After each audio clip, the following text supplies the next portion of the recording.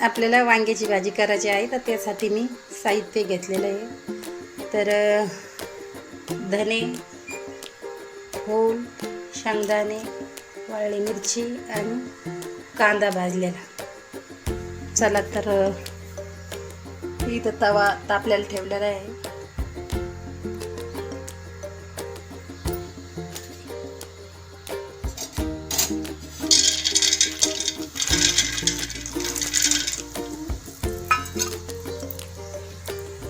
बघा शेंगदाणे, आता तेल टाकलेलं आहे, त्यामध्ये शेंगदाणे टाकलेलं आहे.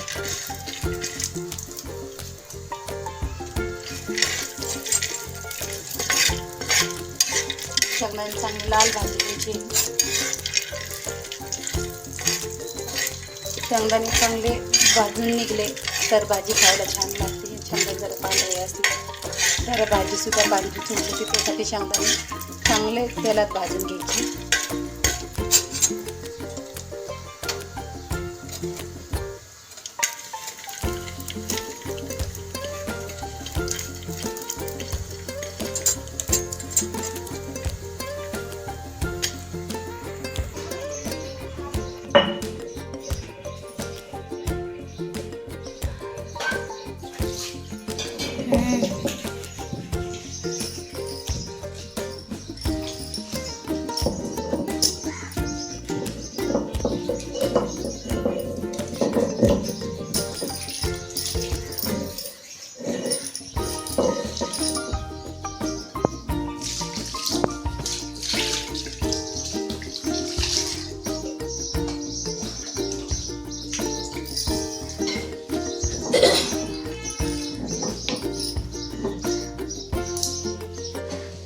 बघा आपलं तिखट भाजून झालेलं आहे.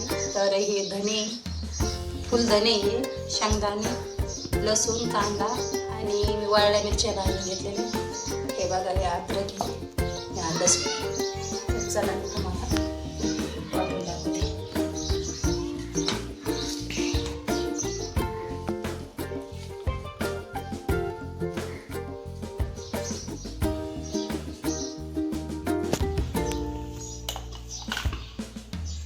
लसूण आणि अद्रक ही बाजूलाच वाटायची आणि त्याला चांगलं परतवून द्यायचं. नंतर बाकीचा हा मसाला टाकायचा. त्याच्यामुळे भजीचा छान वास येतो आणि खायला पण चांगली टेस्ट लागते.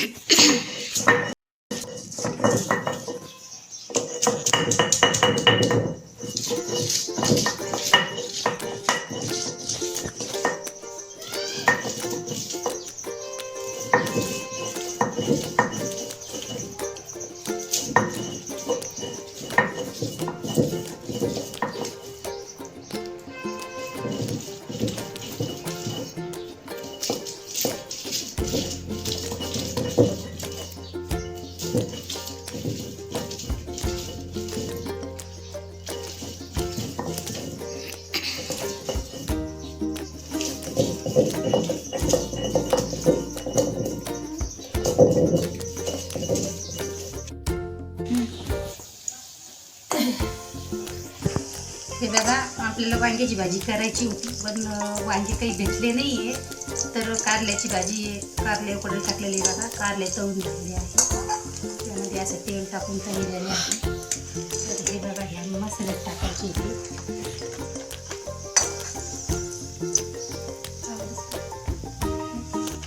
हे बघा, कारलं तळून एवढे तेल उरले द्यायचे.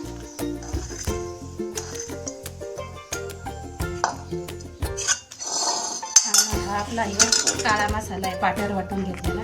का मसाला निघत असतो. तर हा बघा, हा मसाला आहे, पाट्यावरचं वाटून घेतलेला आहे. तर यामध्ये वांग्याची भाजी करता येते, कारल्याची करता येते, कोणत्याही भाजीला हीच पेस्ट टाकता येते. चवळीच्या शेंगाची, कोणत्या पण माळव्याची भाजी, याचीच काय फक्त शेपू पालक हे सोडून सनी, नाही तर दुसरं माळ, कारलं, हे दोडका, हे सगळं हेच मसाल्यामध्ये करायला चालतं. तर आपण आता कारल्याची भाजी करणार आहोत.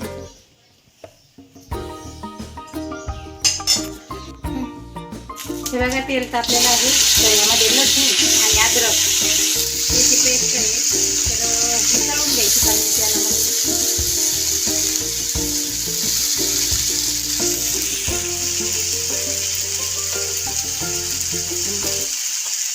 हे असे चांगले परतवून द्यायचे.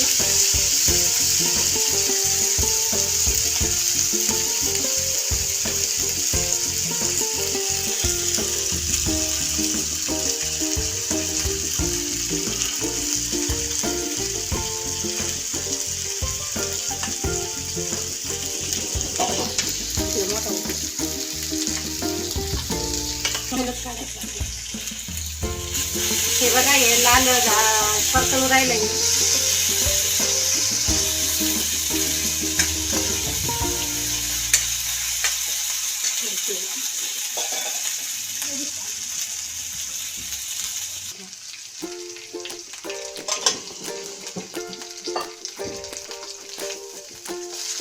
हे बघा आता आपले ही पेस्ट चांगली तळलेली आहे तेलामध्ये. तर ह्यामध्ये मी आता पोळी टाकते.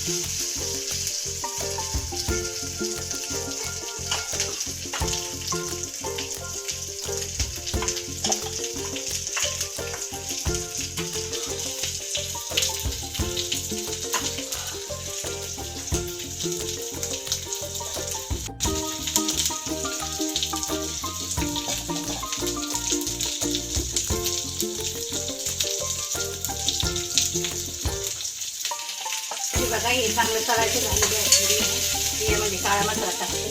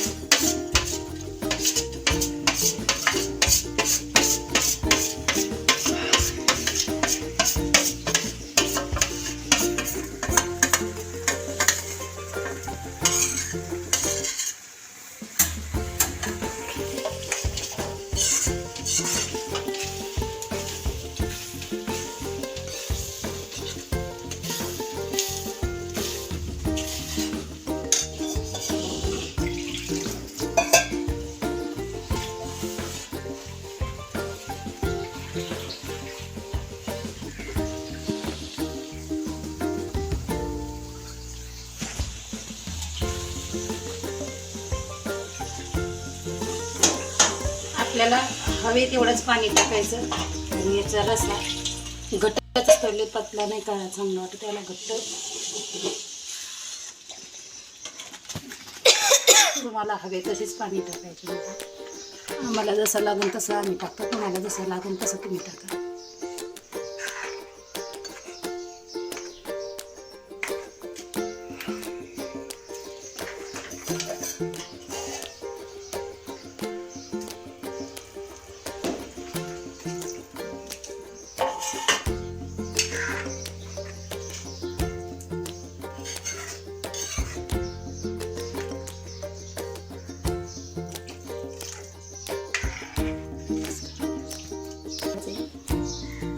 आता ही आपली भाजी 5 मिनिटं ठेवायची, नंतर उतरून घ्यायची. नाजूक हे बघा आता आपली भाजी झालेली आहे. तर बघा अशी घट्ट झालेली पाट्यावरची भाजी अशीच घट्ट होती. खायला पण एकदम चवदार असते. मिक्सरमधलं मसाला आणि पाट्यावरला मसाला तुम्ही एकदा टेस्ट घेऊन बघा आणि खायला कशी लागते.